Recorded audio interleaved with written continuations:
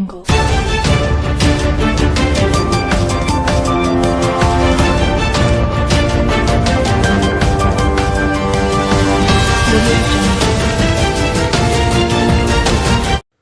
buenos días, querido público, bienvenidos a su programa Poder Joven, Radio 98.4 FM y los que nos ven por televisión por el canal 112. Es un placer estar con ustedes esta mañana tan hermosa. Empezamos con las noticias diarias a partir de las 9.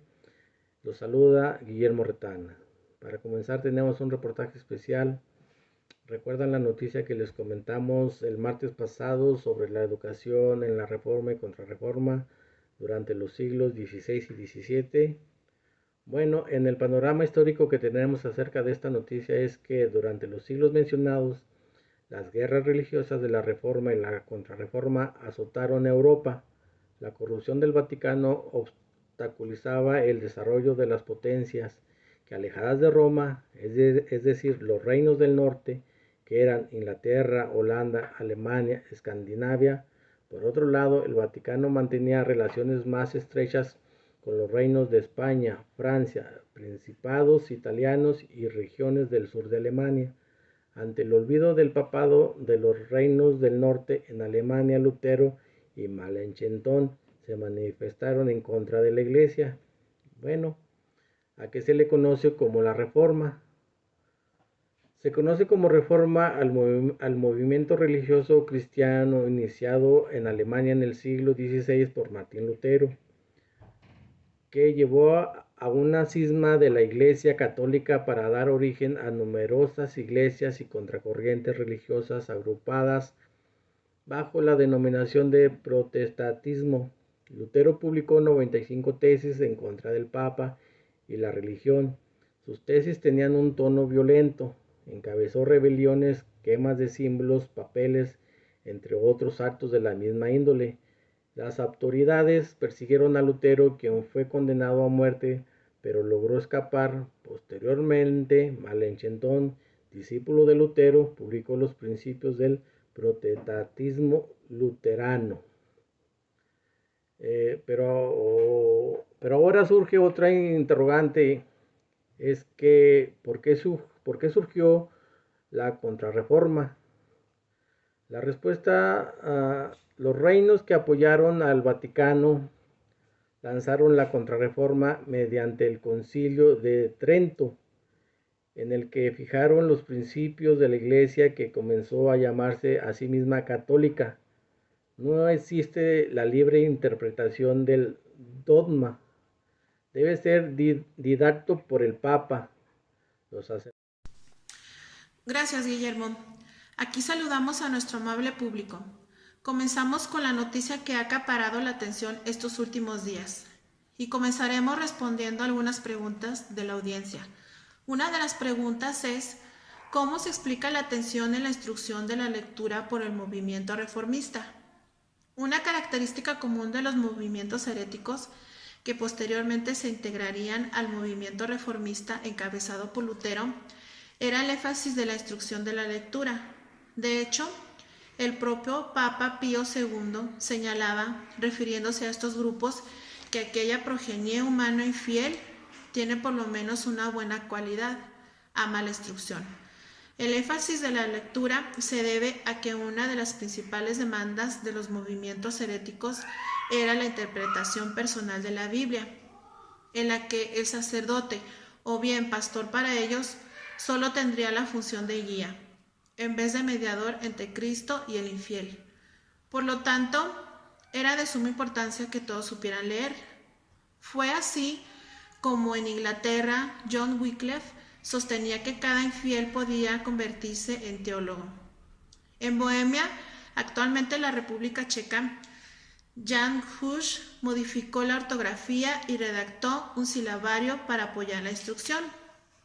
Ahora bien, amigo televidente, ¿usted sabe cómo influyeron las indulgencias en la Reforma? ¿En qué consistían las 95 tesis de Lutero? La indulgencia permitía eliminar el castigo o penitencia por la vía económica, incluso para personas fallecidas. Se proponía la indulgencia para recaudar fondos y de esta manera poder construir templos y otras necesidades de la iglesia. En las 95 tesis se plasman los principales postulados de la iglesia.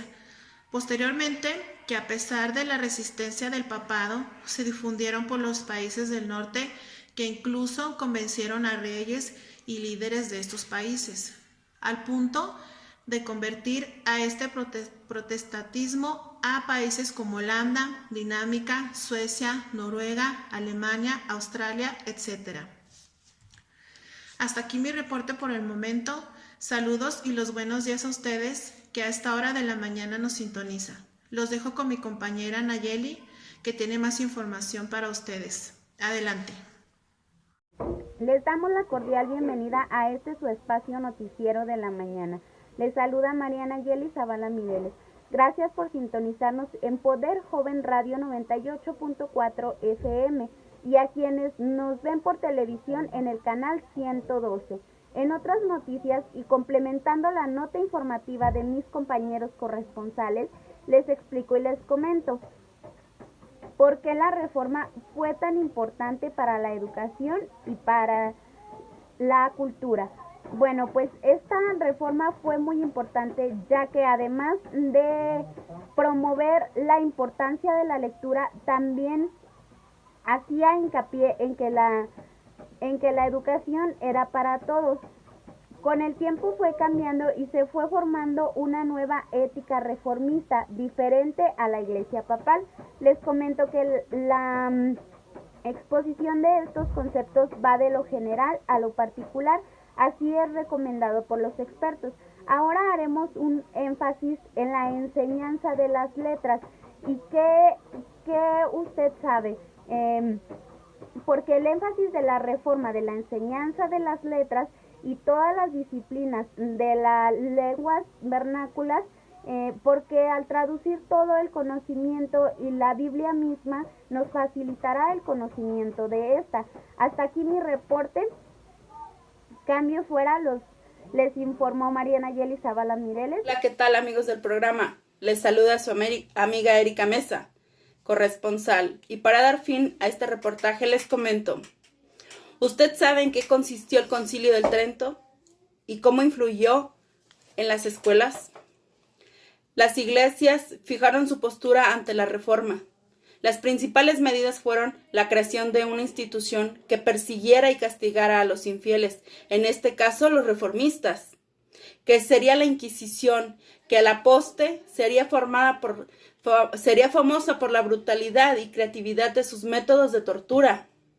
Además, se creó el Índex, que sería un índice de libros prohibidos por el contenido reformista, que a la poste también sería famoso en el imaginario de la actualidad de la quema de los libros promovidos por la Iglesia. Además, la Iglesia crearía una nueva orden religiosa, que ésta se encargaría de formular las respuestas a las críticas reformistas y educaría a las élites de los países católicos para impedir el contagio protestante. Esta orden sería la de los jesuitas. Y por otro lado, amigo radioescucha y amigo televidente, ¿usted sabe cuál fue el impacto de la reforma en la educación? Déjeme le comento. La reforma causó un gran impacto en la educación, pues al poner énfasis en la importancia de la lectura en las lenguas vernáculas, logró que la educación se volviera más democrática. Además, su rápida expansión obligó a la Iglesia Católica. Informó para Poder Joven Radio 98.4 FM y los que nos ven por televisión, canal 112, su amiga y corresponsal Erika Mesa. Regresamos al estudio con nuestro compañero. Gracias a nuestros compañeros. Ya estamos de vuelta en el estudio. Y hasta aquí las noticias, se nos acaba el tiempo. Gracias por habernos acompañado. Nos sintonizamos mañana por el mismo canal, la misma frecuencia y la misma hora. Informó para ustedes Erika Mesa, Jessica García, Nayeli Zavala y Guillermo Retana. Hasta pronto.